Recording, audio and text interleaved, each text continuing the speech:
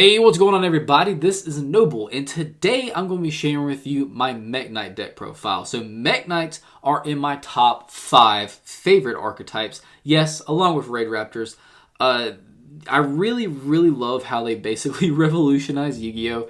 To after they came out, people had to really start paying attention to columns and stuff, and they didn't really have to do that too much before. The artwork on them is amazing, just really cool, easy to get these cards out in the field. 2 more cards in the same column, you can special summon this card from your hand. You can basically get monster, spell, and trap negates on the board with your spells and trap cards, with Indigo Eclipse, being able to move things to different columns, being able to fill up the board, and just shut down your opponent pretty much. And then on top of all that, they have an amazing card in Mekk Knight Crusadia Avermax, absolutely beautiful in the secret rare and the ultra rare, and it's like a $2 boss monster that can win you games not only in this deck, but he's basically a staple boss monster in a lot of other extra decks. You can just throw him in.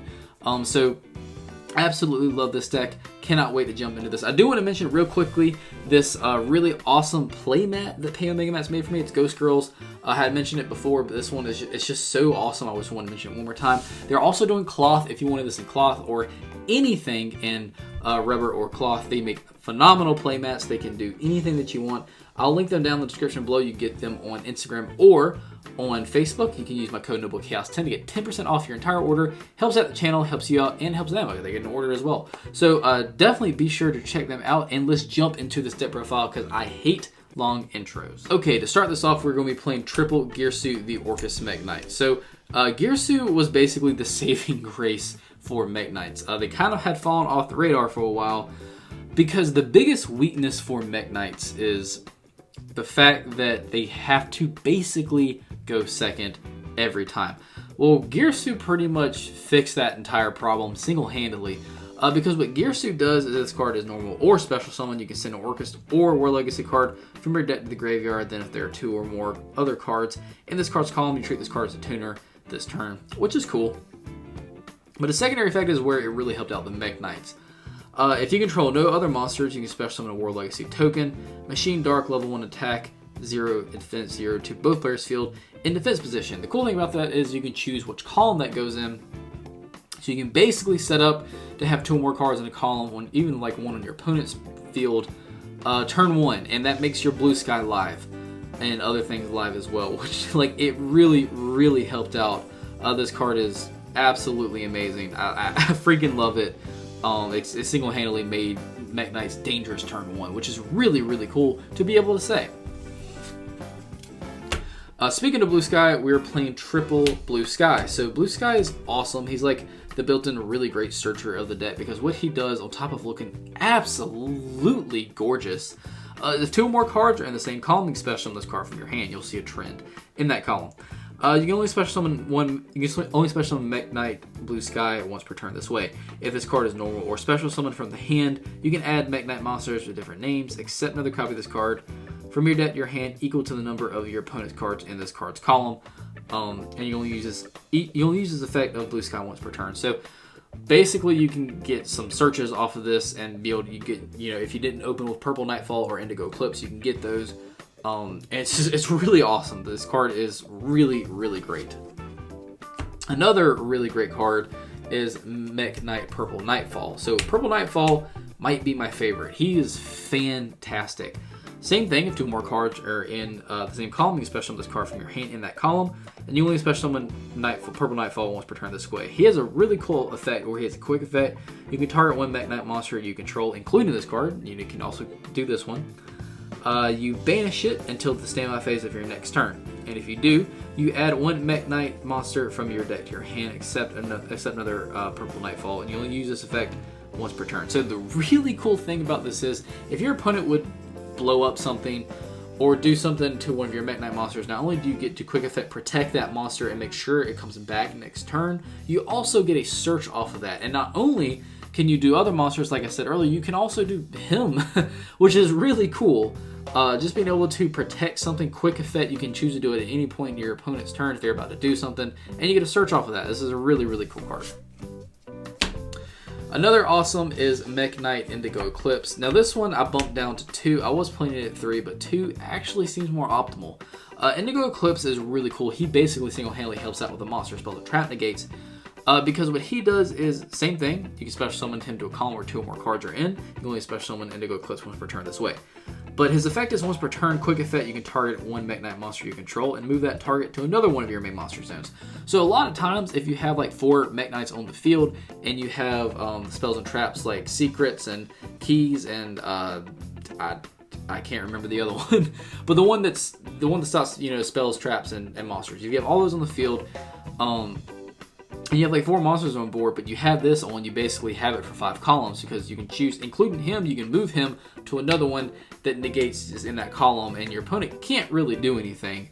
And that does happen. So it's really, really cool. And I do play this at 2 because Indigo Eclipse is really dangerous for your opponent, especially when you have those spells and traps on the field. And they're going to want to get rid of him because he is what's allowing you to move monsters to different zones to negate things. A few of the one-ofs, I'm running 1 Yellow Star. What Yellow Star does is 2 more cards in the column, especially on the card from your hand in that column. And then you can banish the Mekk Knight monster in your graveyard, then target spell trap card in this card's column, destroy it.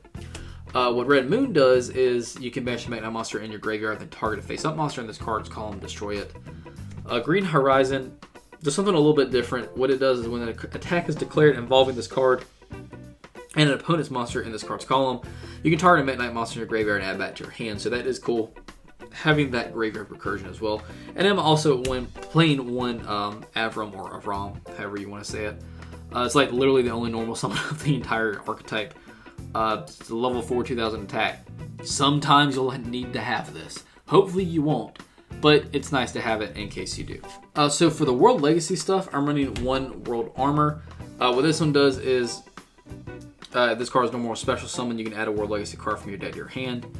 I'm running a World Crown. You can special summon this card from your hand in defense position to a zone when your Elite monsters points to.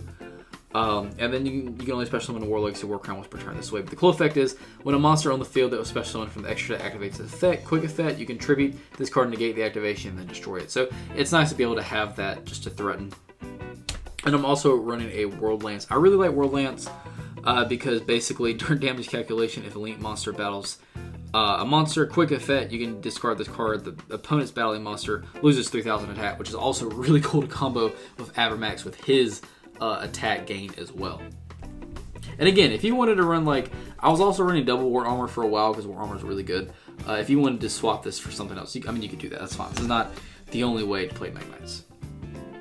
So for the hand traps, I'm running triple Ash. I love Ash. Maybe one day I'll get Droll and Lock in and I'll run Droll and Lock, but until then I'm running double Ash. I'm running triple Ash. I'm running double Effect Veiler. I really like Effect Veiler. Just being able to stop your opponent's monster effects is awesome.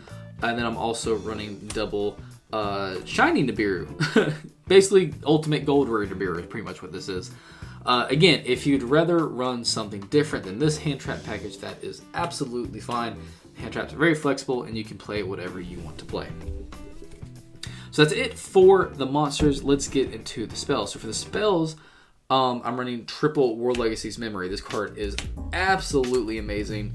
What this card does is, as a quick play spell, you special summon a Mekk Knight monster from your hand or deck in defense position, but return it to the hand during the end phase. I mean, who really cares about that? A lot of times you're just going to be able to link summon immediately with this card. Being able to special summon from the deck, I say it all the time, it's one of the most powerful effects in Yu-Gi-Oh! And there's no restrictions on which Mekk Knight monster you can special summon from the deck for this, which is really cool. But the caveat is, for the rest of this turn after this card resolves, you can't special summon monsters except Mekk Knights.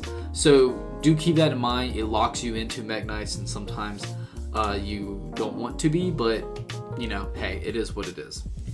But this card is absolutely great. Being able to special summon Mekk Knight from your deck is phenomenal. Running double World Legacy Succession, and then also double Droplets. Droplets is an absolutely crazy card. If you don't have this card, that is fine. Do not have to play this card. I don't have a third one, so I'm not playing a third one. So in place of a third one, I'm just deciding to run in triple Tactics Talents. I was lucky enough to pull all 4 of these, which is insane. But I don't have a third of either one of them, so I'm running double of each. If you have a playset of Droplets and you just want to play that, that's fine. If you want to play a playset of Talents, you can do that. But if you don't want to run any of these, you don't have to. But Droplets is an amazing card, and also is Talents. And they do help out a ton. So if you do have them, I recommend you playing either one or the other, or both, whatever you want to do.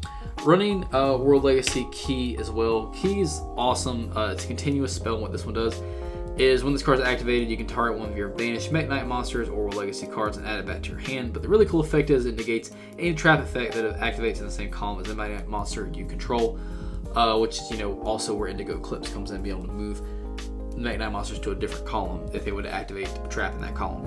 It just negates it. So that's cool. If you want to side this, because I know a lot of people don't play traps as much these days, you could do that. That would be fine. So going into the traps, I'm running triple Imperm of the really awesome, beautiful gold shiny Imperm. Same thing of droplets and tactics talents. If you don't have this, you don't have to run this.